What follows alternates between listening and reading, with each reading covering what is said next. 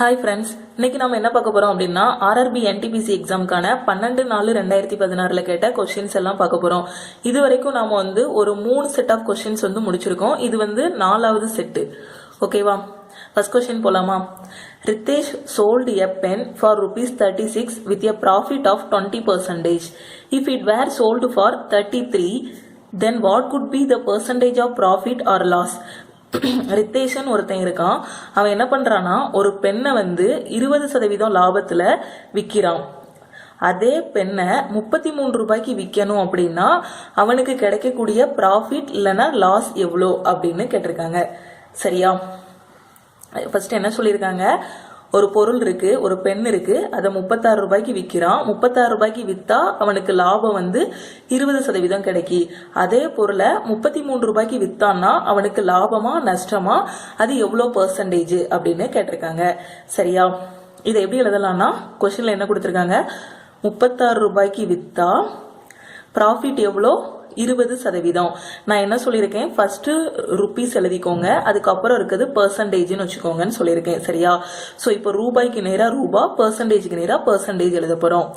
36 ரூபாய்க்கு ப்ராஃபிட் எவ்வளோ, 20%. சரியா? 20%. ஸோ ப்ராஃபிட்னாலே நான் என்ன சொல்லியிருக்கேன், 100 கூட இந்த பெர்சன்டேஜை ஆட் பண்ணணும்னு சொல்லியிருக்கேன். ஸோ 100 + 20 எவ்வளோ, 120. ஸோ 36 ரூபாய்க்கு வித்தான்னா 120%. சரியா? If it were sold for 33, so ரூபாய்க்கு நேராக ரூபாய் எழுதிக்கோங்க. அதே இது 33 ரூபாய்க்கு வித்தா எவ்வளோ சதவீதம் அது லாபமா நஷ்டமான்னு தான் கொஸ்டின்ல கேட்டிருக்காங்க. சரியா? ஸோ 36 ரூபாய்க்கு 120%. இப்போ 33 ரூபாய்க்கு எவ்வளோ அப்படின்னு கண்டுபிடிக்க போகிறோம். ஸோ இந்த இடத்துல எக்ஸ்ன்னு வச்சுக்கோங்க. சரியா? இதான் கண்டுபிடிக்கணும். இப்போ என்ன பண்ணணும், கிராஸ் மல்டிப்ளிகேஷன் பண்ணணும். 36 × x = 120 × 33. ஸோ எக்ஸ் தான் வேணும். இந்த பக்கம் வச்சுட்டு மீதி எல்லாத்தையும் அந்த பக்கம் கொண்டு போகலாம். ஸோ என்ன வரும், அடிச்சோன்னா 11 3 33, 12 3 36, ஒரு 12 12, 10 தடவை போகும். ஸோ எக்ஸ் எனக்கு எவ்வளோ வருது, 110% வருது. 110% வருது. ஸோ 33 ரூபாய்க்கு அந்த பொருளை வித்தான் அப்படின்னா அவனுக்கு எவ்வளோ வரும், 110%க்கு அவன் விற்கணும். சரியா? ஸோ 110, 100 விட வந்திருக்க ஆன்சர் அதிகமாக இருந்துச்சு அப்படின்னா அது ப்ராஃபிட். 100 விட வந்திருக்க ஆன்சர் கம்மியா இருந்துச்சு அப்படின்னா அது லாஸ். ஓகேவா? ஸோ அப்போ இவனுக்கு 100 விட இங்க என்னது வந்திருக்கு, அதிகமா வந்திருக்கு. ஸோ அப்போ இவனுக்கு கிடைச்சிருக்கிறது என்னது, ப்ராஃபிட். 100 விட அதிகமா வந்தா ப்ராஃபிட், 100 விட கம்மியா வந்தா லாஸ். சரியா?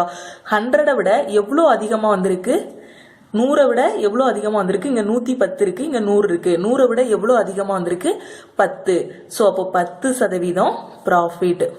புரியுதா ஃப்ரெண்ட்ஸ் எப்படி கண்டுபிடிக்கணும்ட்டு? ஸோ எவ்வளோ பெர்சன்டேஜ்னு கண்டுபிடிச்சிட்டோம், 110 வந்துருச்சு. இது 100 விட அதிகமாக கம்மியான்னு கண்டுபிடிக்கணும். 100 விட 110 எவ்வளவு அதிகம், 100 விட 110 எனக்கு அதிகம். எவ்வளோ அதிகம், 10% அதிகம். அந்த 10% தான் ப்ராஃபிட். ஓகேவா? ஸோ 10%ங்கிறது ஆப்ஷன் ஏ. புரியுதா ஃப்ரெண்ட்ஸ்? அடுத்த கொஸ்டின் போலாமா? அடுத்த question, rearrange the jumbled up letters in their natural sequence and find the odd one out.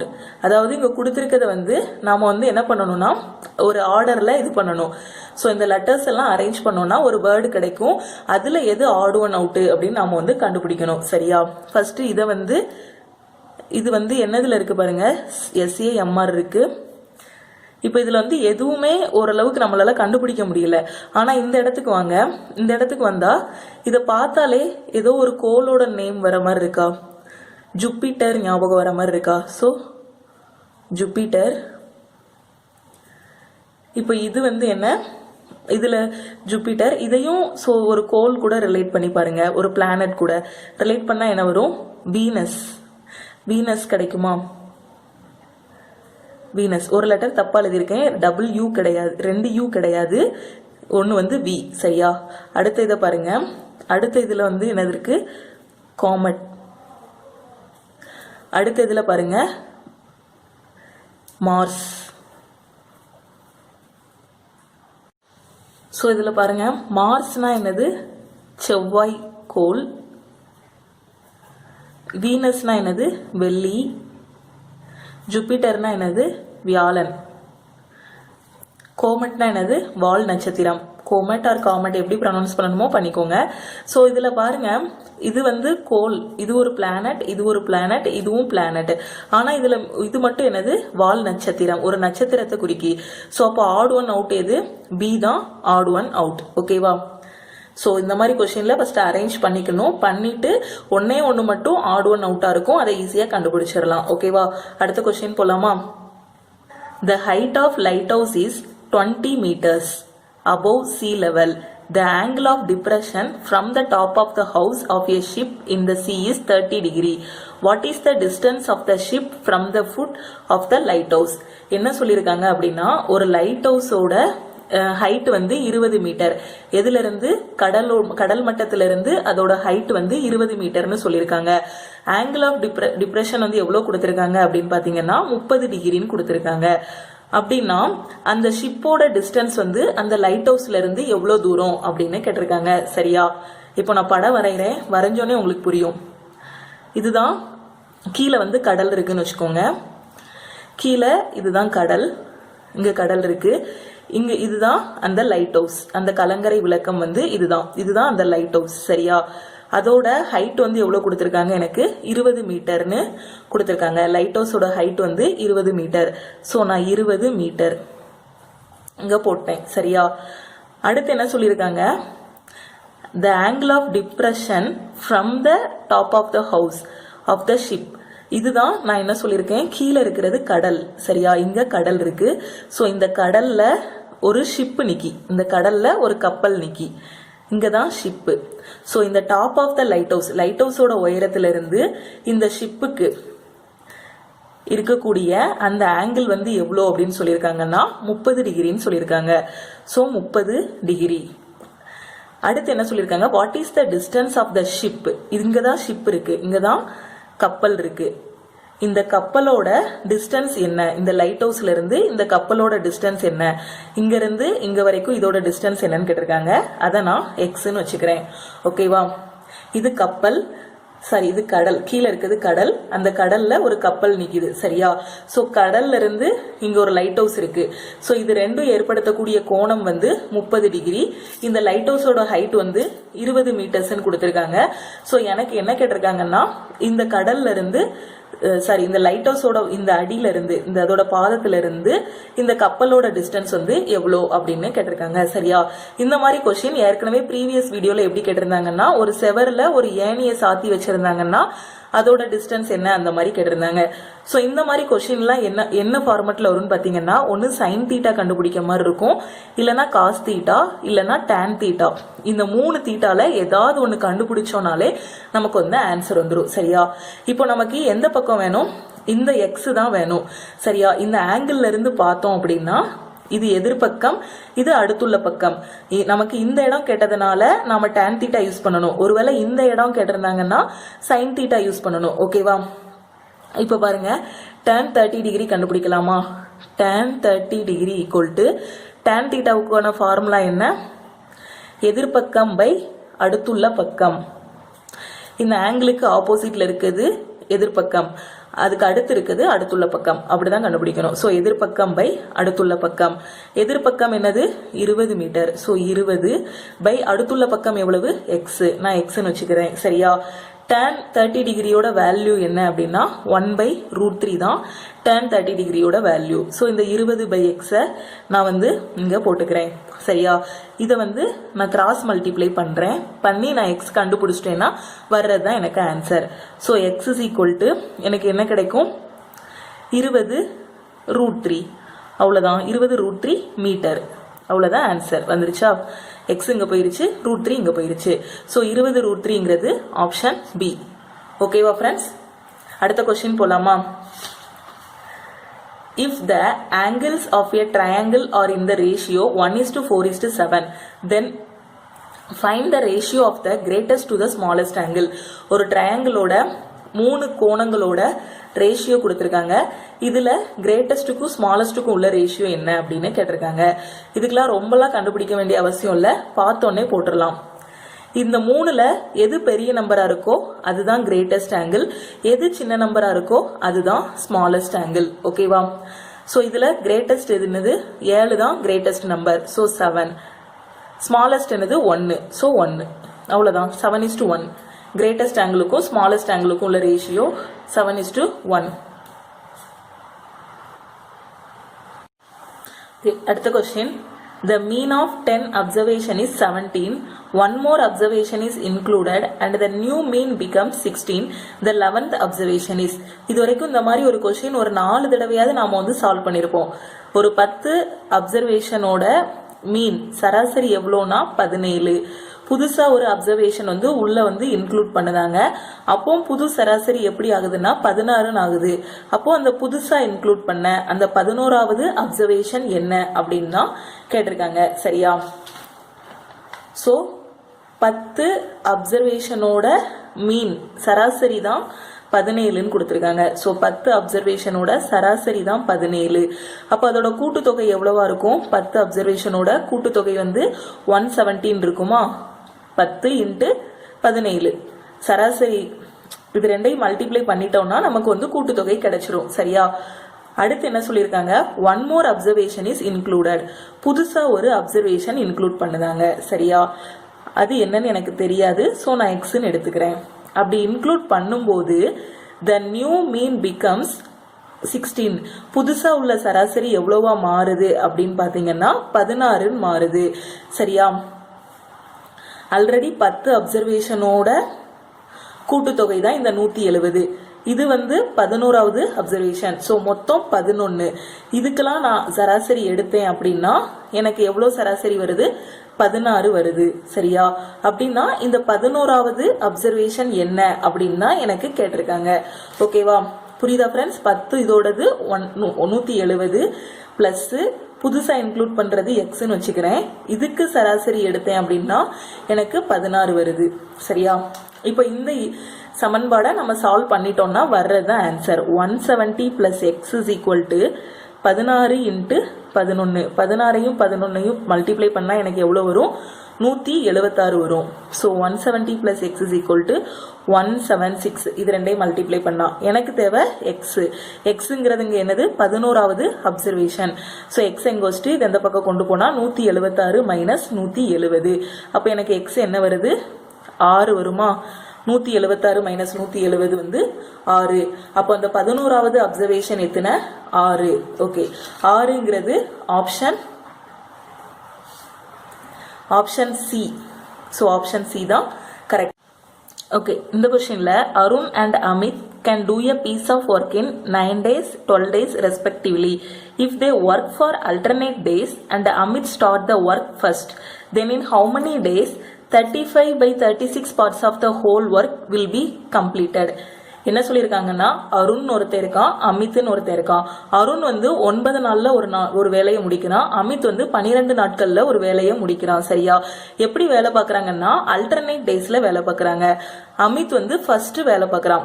Alternate டேஸ்னா என்ன அர்த்தம் அப்படின்னு பாத்தீங்கன்னா இப்போ வந்து இன்னைக்கு திங்கக்கிழமைன்னு வச்சுக்கோங்க, மண்டேன்னு வச்சுக்கோங்க. சரியா? Amit start the work first. Amit தான் ஃபர்ஸ்ட் வேலை பார்க்கறான்னு சொல்லியிருக்காங்க. ஸோ மண்டே வந்து அமித் வந்தான் அப்படின்னா இதுக்கு அடுத்த நாள் செவ்வாய்க்கிழமை, டியூஸ்டே வந்து யார் வருவா அப்படின்னு பாத்தீங்கன்னா அருண் வருவான். திருப்பி புதன்கிழமை யார் வருவான்னா அமித் வருவான். திருப்பி வியாழக்கிழமை யார் வருவா அப்படின்னு பாத்தீங்கன்னா அருண் வருவான். இப்படி மாத்தி மாத்தி மாத்தி ஆல்டர்னேட் டேஸ்ல வேலை பார்த்துட்டே இருக்காங்க. சரியா?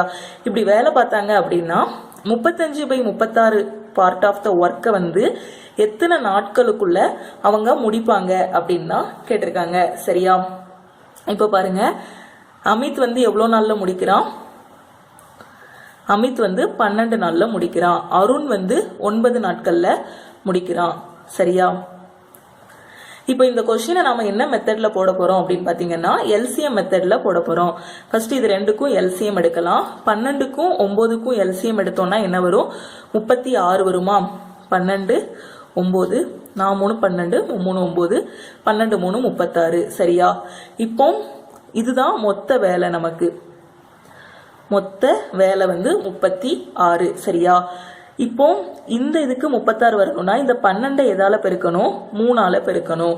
இதுக்கு 36 வரணும்னா இந்த 9 எதால பெருக்கணும், 4ஆல பெருக்கணும். சரியா? ஸோ அப்போ இந்த இடத்துல 12 3ஆல பெருக்குனா எனக்கு மொத்த விலை கிடைக்கும்.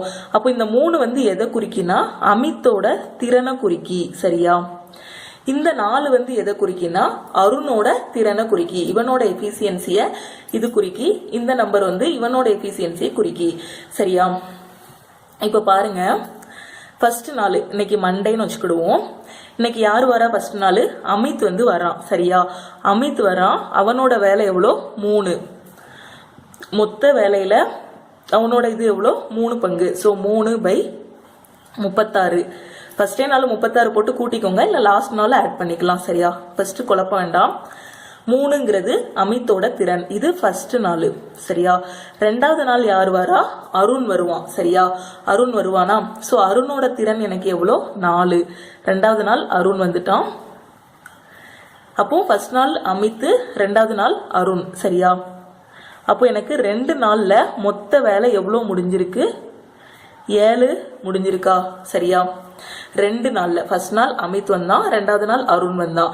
3, இது வேனோட திறன் வந்து 4. சரியா? மொத்த வேலை வந்து எவ்வளவு முடிஞ்சிருக்கு? 7ங்க பார்ட் வந்து முடிஞ்சிருக்கு. சரியா? மொத்தம் எனக்கான எவ்வளவு முடிக்கணும்? 36 முடிக்கணும். சரியா? இந்த 7ங்கிறது என்ன? 36ல இருக்கக்கூடிய ஒரு பகுதி. ஸோ அதனால 7/36ன்னு நான் போட்டுக்கிறேன். சரியா? ஸோ இந்த 7/36ங்கிறது நமக்கு எத்தனை நாளோட வேலை? 2 நாட்களோட வேலை. ஓகேவா? சரியா ஃப்ரெண்ட்ஸ்? இங்க பாருங்க, நான் நார்மல் மெத்தட்ல போடுவோம்ல, அதுதான் நான் இப்போ எல்சிஎம் மெத்தட்ல போட்டிருக்கேன். ஃபர்ஸ்ட் நாள் அமித் வந்தான். அவனோட திறன் எவ்வளோ? 36 முடிக்கிறதுக்கு அவனோட திறன் வந்து 3. சரியா? ரெண்டாவது நாள் அருண் வரான். சரியா? இந்த 36 முடிக்கிறதுக்கு அவனோட திறன் வந்து 4. சரியா? ஸோ எனக்கு இது ஃபர்ஸ்ட் நாள், இது ரெண்டாவது நாள். அப்போ இந்த 2 நாளோட வேலை எனக்கு எவ்வளவு கிடைக்கும்? இது 2ஐ கூட்டினா கிடைக்குமா? ஸோ 7/36. அந்த 7/36 தான் நான் இங்க போட்டிருக்கேன். புரியுதா? சரியா? அப்போ இந்த 2 நாளைக்குள்ள வேலை தான் எனக்கு 7/36. 2 நாளைக்குள் முடிக்கக்கூடிய வேலை வந்து 7/36. சரியா? நாட்களுக்கு நேரா நாட்களை போட்டுக்கோங்க, வேலைக்கு நேரா வேலையை போட்டுக்கோங்க. சரியா? இது நாட்கள், இது வேலை. ஸோ 2 நாளைக்கு முடிக்க வேண்டியது 7/36 முடிச்சுட்டாங்க. சரியா? ஆனா கொஸ்டின்ல என்ன கேட்டிருக்காங்க? 35/36. 35/36ங்க பார்ட் இந்த அளவு வேலையை முடிக்க எத்தனை நாள் ஆகும் அப்படின்னு தான் கேட்டிருக்காங்க. சரியா? ஸோ வேலை கொஸ்டின்ல என்ன கேட்டிருக்காங்க? 35/36 இதை முடிக்கிறதுக்கு எனக்கு எத்தனை நாள் ஆகும் தான் கேட்டிருக்காங்க. சரியா? 2 நாள்ல முடிக்கக்கூடியது 7/36. அப்போ 35/36 எத்தனை நாட்கள்ல முடிப்பாங்க அது எனக்கு தெரியாது. ஸோ நான் அதை வந்து எக்ஸ்ன்னு எடுத்துக்கிறேன். சரியா? இப்போ கிராஸ் மல்டிப்ளை பண்ணிட்டா எனக்கு ஆன்சர் வந்துருமா? புரியுதா? இப்போ கிராஸ் மல்டிப்ளை பண்ணலாம். என்ன கிடைக்கும்? 7/36 into X equal to 2 into 35/36. இந்த எக்ஸ் இந்த பக்கம் வச்சுட்டு நம்பரை அந்த பக்கம் கொண்டு போகலாம். 2 இன்ட்டு 35/36, இல்லைன்னா டைரக்டா இங்க இருந்தனாலும் அடிக்கனாலும் அடிச்சுக்கோங்க. சரியா? இந்த பக்கம் கொண்டு போனா 36/7 மாறும். ஓகேவா? இதுவும் கேன்சல் ஆயிரும். 1 7 5 7 35. ஸோ எக்ஸ் எனக்கு எத்தனை? 10 வருது. சரியா? இந்த 10 தான் எனக்கு ஆன்சர். 10 நாட்கள். அப்போ இந்த 35/36 இங்க பார்ட் ஆஃப் வேலையை முடிக்கிறதுக்கு எனக்கு மொத்தம் எத்தனை நாள் ஆகும்? 10 நாட்கள் ஆகும். ஓகேவா ஃப்ரெண்ட்ஸ்? ஸோ ஆன்சர் என்ன? 10. ஸோ 10 நாட்கள் ஆகும். ஓகேவா? அடுத்த கொஸ்டின் போலாமா? அடுத்த கொஸ்டின்ல என்ன கொடுத்திருக்காங்க? ப்ராஃபிட் அண்ட் லாஸ் டாபிக்ல இருந்து கொடுத்திருக்காங்க. Aparna changes the MP of an item to 50% above its cost price. What percentage discount allowed in approximate to gain 10%? அப்பர்னான்னு ஒரு பொண்ணு இருக்கிறா. அவ என்ன பண்றா அப்படின்னு பாத்தீங்கன்னா, மார்க்கெட் பிரைஸ வந்து காஸ்ட் பிரைஸ்ல இருந்து 50% அதிகமா எழுதுறா. அப்ப எவ்வளவு பெர்சன்டேஜ் டிஸ்கவுண்ட் கொடுத்தா அவளுக்கு ப்ராஃபிட் வந்து கெயின்னா என்னது? ப்ராஃபிட் வந்து 10% கிடைக்கும் அப்படின்னு கேட்டிருக்காங்க. சரியா? இப்போ பாருங்க, ஃபர்ஸ்ட் காஸ்ட் பிரைஸ்னா என்ன, மார்க்கெட் பிரைஸ்னா என்ன, செல்லிங் பிரைஸ்னா என்ன அப்படின்னு புரிஞ்சுக்கோங்க. சரியா? காஸ்ட் பிரைஸ் அப்படின்னா ஒரிஜினல் பிரைஸ், அந்த பொருளோட விலையே, ஆக்சுவல் விலையே அதுதான். இது அதோட ஒரிஜினல் பிரைஸ். சரியா? இப்போ ஜவுளி கடைக்கு நம்ம போறோம். ஜவுளி கடையில வந்து அந்த வியாபாரி வந்து அந்த சாரிய 100 ரூபாய்க்கு வாங்கியிருப்பாரு, சாரியோ ஷர்ட்டோ.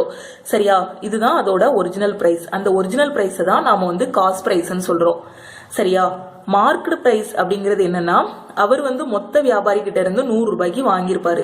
ஸோ ஒரிஜினல் பிரைஸ் வந்து 100 ரூபாய். மார்க்கெட் பிரைஸ்ங்கிறது அந்த பில் ஸ்டிக்கர்ல ஒட்டியிருப்பாங்க தெரியுமா, சாரிலையோ ஷர்ட்லயோ ஒரு ஸ்டிக்கர் ஒட்டியிருப்பாங்க, அதுல ஒரு ரேட் போட்டிருப்பாங்க 150 ரூபான்னு.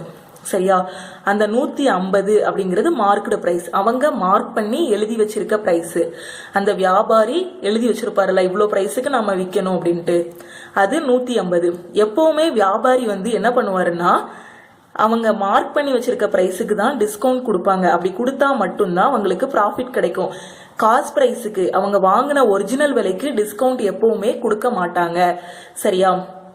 அவங்க எழுதி வச்சிருக்க பிரைஸுக்கு ஏதோ ஒரு டிஸ்கவுண்ட் கொடுத்து அதுலதான் லாபம் பார்ப்பாங்க. சரியா? புரியுதா?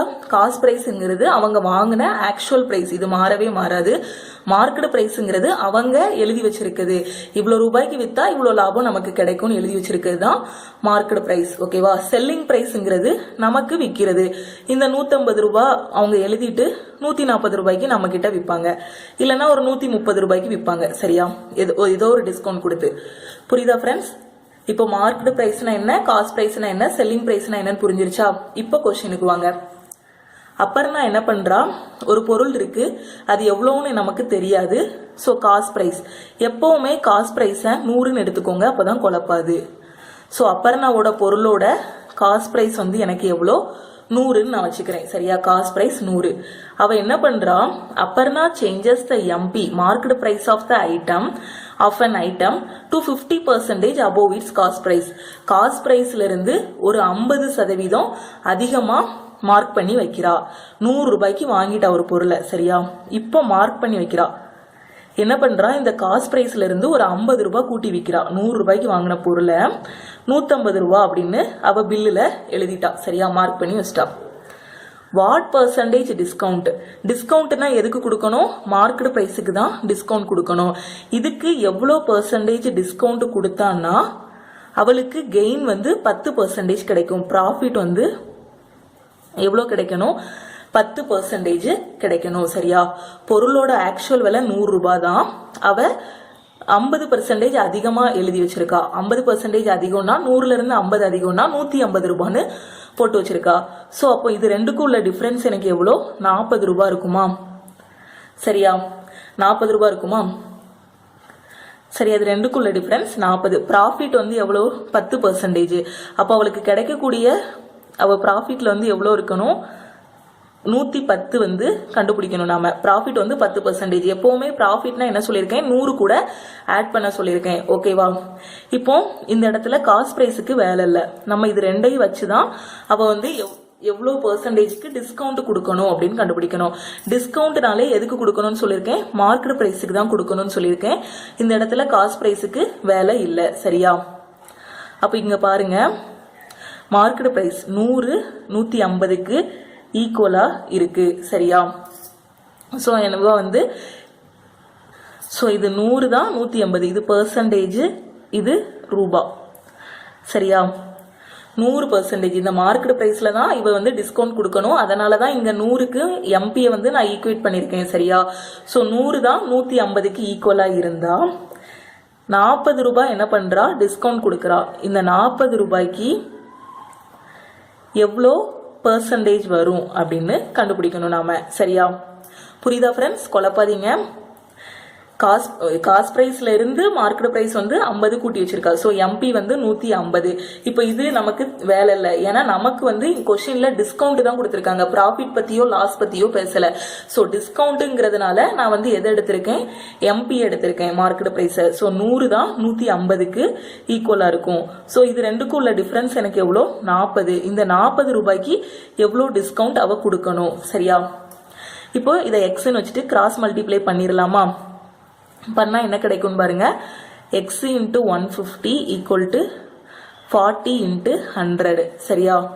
இப்போ எக்ஸ் தான் வேணும். So 40 × 100 divided by 150. சரியா? இப்போ அடி கொடுக்கலாமா?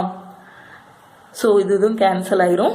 3 5 15, 8 5 40. ஸோ ஆன்சர் என்ன? 80/3 வருது. இதை டிவைட் பண்ணேன்னா எனக்கு என்ன வரும்?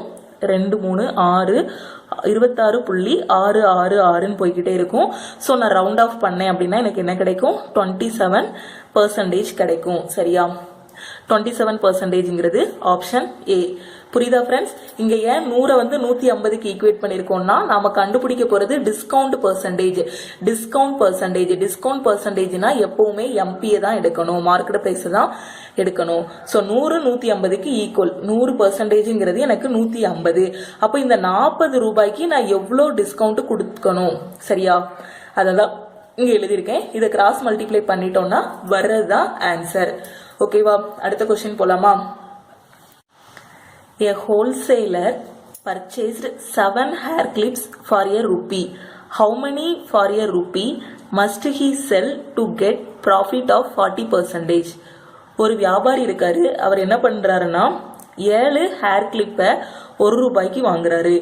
எவ்வளோ ஹேர் கிளிப்பை ₹1 அவர் விற்கணும்?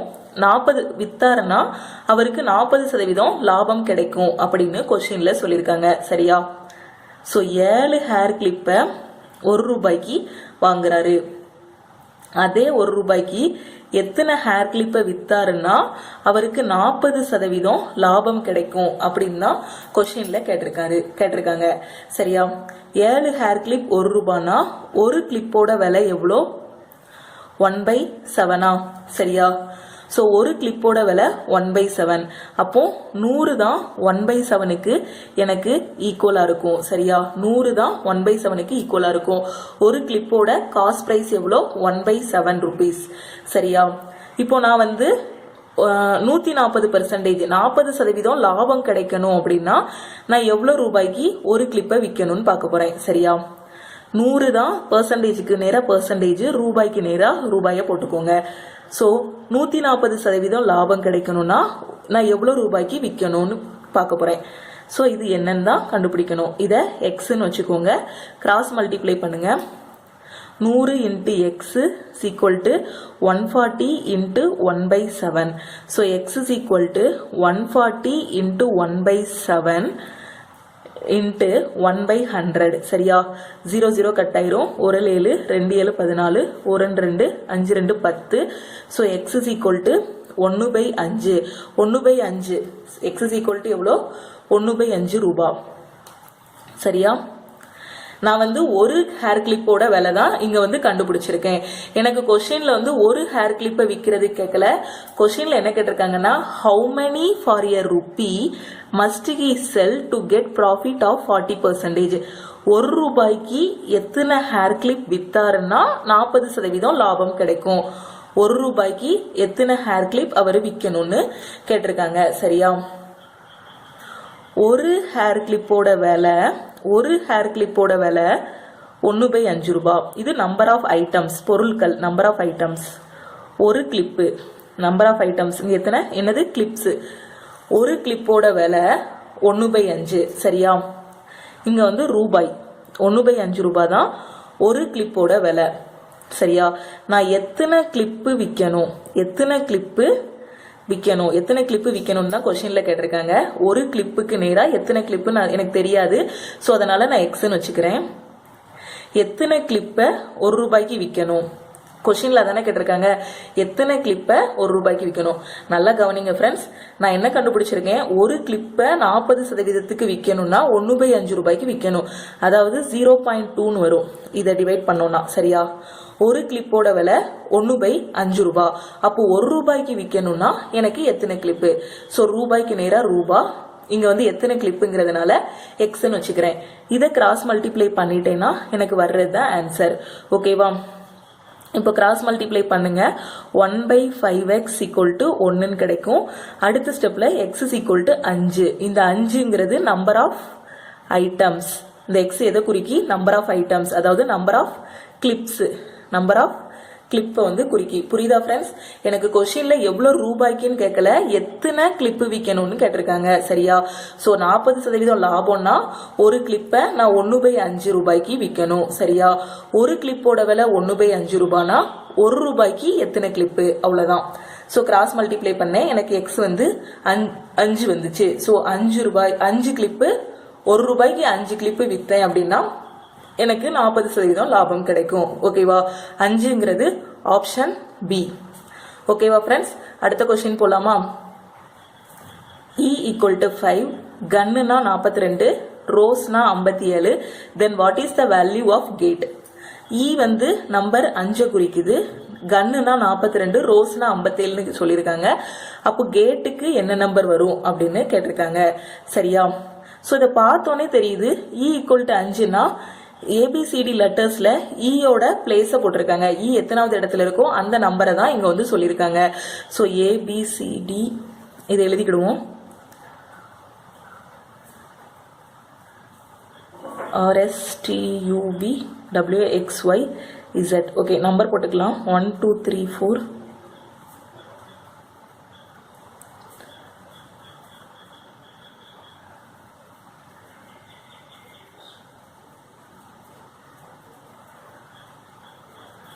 ஓகேவா ஃப்ரெண்ட்ஸ்? E = 5. அப்போ E எத்தனாவது இடத்துல இருக்கோ அந்த நம்பரை தான் இங்க வந்து சொல்லியிருக்காங்க. ஸோ கன் 42னா இந்த மாதிரி கொஸ்டின்ல இந்த மாதிரி பெரிய நம்பரா கொடுத்திருந்தாங்கன்னா என்ன பண்ணிருப்பாங்கன்னா, இதுல வந்து நிறைய ஆபரேஷன் நடந்திருக்கலாம். ஒன்னு வந்து இந்த லெட்டர்ஸ்க்கு நேரா என்னென்ன நம்பர்ஸ் இருக்கோ அது எல்லாத்தையும் ஆட் பண்ணிருக்கலாம். அப்படி இல்லை அப்படின்னா வவல்ஸ் தனியா ஆட் பண்ணி, கான்சோனன்ட் தனியா ஆட் பண்ணி மைனஸ் பண்ணிருக்கலாம். சரியா? இந்த மாதிரி ஏதாவது பண்ணிருப்பாங்க. பெரும்பாலும் ரயில்வே பொறுத்த வரைக்கும் எனக்கு இந்த லெட்டர்ஸ் எல்லாம் நம்பர்ஸையும் ஆட் பண்ற மாதிரி தான் கேட்பாங்க. சரியா? வேணா செக் பண்ணி பாருங்க. கன் 42, ஜி எத்தனாவது இடத்துல இருக்கு? ஜி வந்து 7வது பிளேஸ்ல இருக்கு. யூ எத்தனாவது இடத்துல இருக்கு? யூ வந்து 21வது பிளேஸ்ல இருக்கு. பிளஸ் என் எத்தனாவது இடத்துல இருக்கு? 14வது இடத்துல இருக்கு. ஸோ இது ஜிக்கு நேரா உள்ளது, இது யூக்கு நேரா உள்ளது, இது எண்ணுக்கு நேரா உள்ளது. இது எல்லாத்தையும் நான் ஆட் பண்ணா எனக்கு என்ன கிடைக்கும்? 21 7 28, 28 4 32, 32 10 42. ஸோ அப்போ இந்த லெட்டர்ஸ்குள்ள நம்பர்ஸ் என்னெல்லாம் இருக்கோ நேரா அது எல்லாத்தையும் ஆட் பண்ணிருக்காங்க. சரியா? இதே இதுதான் இதுக்கும் ஃபாலோ பண்ணிருப்பாங்க. ரோஸுக்கு ஆருக்கு நேரா, ஓக்கு நேரா, எஸ்க்கு நேரா, ஈக்கு நேரா இருக்க லெட்டர்ஸ் அந்த நம்பர்ஸ் எல்லாத்தையும் ஆட் பண்ணி பாருங்க, 57 வரும். அதே மாதிரி இந்த கேட்ல ஜிக்கு நேரா என்ன நம்பர்? ஜிக்கு நேரா 7, ஏக்கு நேரா என்ன நம்பர் இருக்கு? 1. டீக்கு வந்து என்ன நம்பர் இருக்கு? 20. ஈக்கு வந்து என்ன நம்பர் இருக்கு? 5 இருக்கு. சரியா? இதெல்லாம் ஆட் பண்ணா எனக்கு என்ன வரும்? 25 26 26 7 33. ஸோ 33 தான் எனக்கு ஆன்சர். 33ங்கிறது ஆப்ஷன் சி. ஓகேவா ஃப்ரெண்ட்ஸ்? அடுத்த கொஸ்டின் போலாமா? 3 numbers are given in which second is triple the first and is also double the third. If the average of 3 numbers is 66, find the first number. இது ரொம்ப ரொம்ப முக்கியமான question. ஏன்னா இது வரைக்கும் நம்ம பார்த்த எல்லா ப்ரீவியஸ் இயர் கொஸ்டின்லயும் இந்த மாதிரி கொஸ்டின் வந்து கேட்டிருக்காங்க. சரியா? 3 நம்பர் இருக்கு. 3 நம்பர்ல first number, second number, third நம்பர்னு 3 நம்பர் இருக்கு. சரியா? அதுல second is triple the first. So second நம்பரை வந்து நான் என்ன எடுத்துக்கிறேன்? எக்ஸ்ன்னு எடுத்துக்கிறேன். ஓகேவா? செகண்ட் நம்பரை நான் எக்ஸ்ன்னு எடுத்துக்கிறேன். So second triple the first. ட்ரிபிள்னா என்ன அர்த்தம்? 3ஆல பெருக்கணும்னு அர்த்தம். ஃபர்ஸ்ட் நம்பரை 3ஆல பெருக்குனா எனக்கு செகண்ட் நம்பர் கிடைக்கும். செகண்டை நான் எக்ஸ்ன்னு எடுத்துக்கிறேன். சரியா? இதுல இருந்து ஃபர்ஸ்ட் நம்பர் கண்டுபிடிச்சிடலாமா? ஃபர்ஸ்ட் நம்பர் ஈக்குவல் டு இந்த 3 கீழே வந்துருமா? x/3. அப்போ எனக்கு ஃபர்ஸ்ட் நம்பர் என்ன கிடைச்சிட்டு? x/3ன்னு கிடைச்சிருது. சரியா? Second is triple the first and is also double the third. And இஸ்னா அடுத்தும் இதை பத்தி தான் பேசுறாங்கன்னு அர்த்தம். ஸோ இந்த செகண்டை பத்தி தான் பேசுறாங்க. ஸோ இந்த 2வது நம்பரை பத்தி தான் அடுத்தும் பேசுறாங்கன்னு அர்த்தம். ஸோ இந்த செகண்ட் நம்பர்னா எதை குறிக்கும்? எக்ஸ். அடுத்த கண்டிஷன்ல என்ன சொல்லியிருக்காங்க? Also double the third. இந்த செகண்ட் நம்பர் வந்து தேர்ட் நம்பரை என்ன பண்ணணும், டபுள் பண்ணணும். டபுள்னா என்ன பண்ணணும், 2ஆல பெருக்கணும். ஸோ தேர்டை நான் டீன்னு வச்சுக்கிறேன். இதுல இருந்து தேர்ட் நம்பர் என்ன வரும், எனக்கு டீயை மட்டும் இந்த பக்கம் வச்சுக்கோங்க, 2 இந்த பக்கம் வந்துடும், x/2 வந்துருமா. ஸோ அப்போ தேர்ட் நம்பர் எனக்கு என்னது, x/2. புரியுதா ஃப்ரெண்ட்ஸ்? இந்த மாதிரி பண்ணி பாருங்க, அப்பதான் குழப்பாம இருக்கும். சரியா? செகண்ட் நம்பரை நான் எக்ஸ் நானாவே எடுத்துக்கிறேன், அசியூம் பண்ணிக்கிறேன். அப்புறம் கொடுத்துருக்க கண்டிஷன் படி செகண்ட் நம்பர் ஃபர்ஸ்ட் நம்பருக்கு ட்ரிபிளா இருக்கும், செகண்ட் நம்பர் தேர்ட் நம்பருக்கு டபுளா இருக்கும். ஸோ இதுல இருந்து நான் ஃபர்ஸ்ட் நம்பர் தேர்ட் நம்பர் என்னன்னு கண்டுபிடிச்சிட்டேன். சரியா? இப்போ என்ன சொல்லியிருக்காங்க அடுத்து, if the average of the 3 numbers is 66. 3 நம்பரோட ஆவரேஜ் வந்து 66. 3 நம்பரோட ஆவரேஜ் 66. ஸோ ஆவரேஜ் 66னா அதோட கூட்டுத்தொகை என்னவா இருக்கும், இது ரெண்டையும் பெருக்குனா வர்றதுதான் அதோட கூட்டுத்தொகையா இருக்கும். 66 × 3 எனக்கு என்ன வரும், 198 வருமா. சரியா? ஸோ 3 நம்பரோட ஆவரேஜ் வந்து 66. ஸோ அதோட கூட்டுத்தொகைங்கிறது 3ஐயும் 66ஐயும் பெருக்கிறது. ஸோ 66 × 3 198. அப்போ அந்த 3 நம்பரையும் கூட்டினா எனக்கு என்ன வரும், 198. சில கொஸ்டின்ல டைரக்டா அதோட கூட்டுத்தொகையினே கொடுத்துருவாங்க.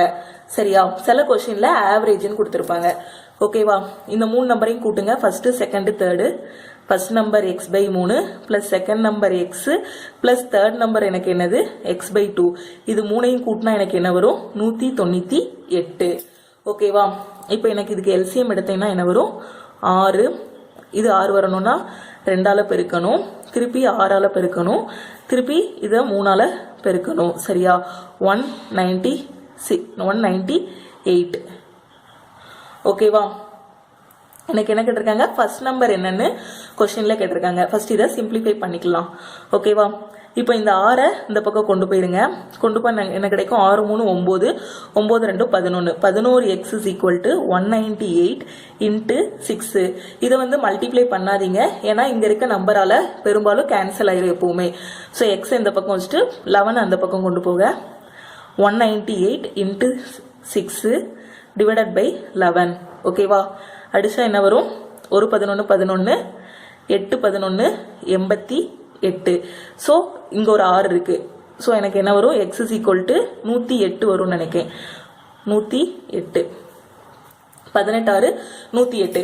எக்ஸுங்கிறது இங்க எதை குறிக்குது, எக்ஸுங்கிறது 2வது நம்பரை குறிக்குது. ஸோ 2வது நம்பர் எனக்கு 108. இப்போ கொஸ்டின்ல 2வது நம்பர் என்னன்னு கேட்டாங்கன்னா ஆன்சர் வந்து 108ன்னு போட்டுடலாம். இது வந்து செகண்ட் நம்பர். சரியா?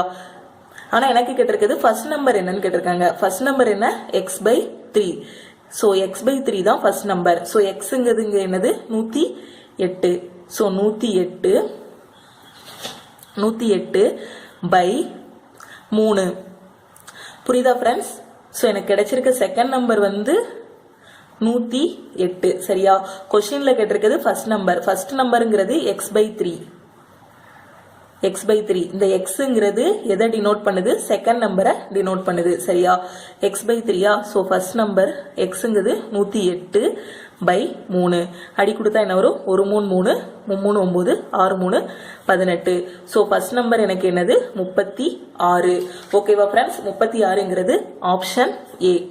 ஒருவேளை எனக்கு தேர்ட் நம்பர் கேட்டிருந்தாங்கன்னா நான் என்ன பண்ணணும், இந்த x 108 இருக்குல்ல, அதை வந்து இங்க சப்ஸ்டியூட் பண்ணணும். ஸோ தேர்ட் நம்பர் என்னது, x/2.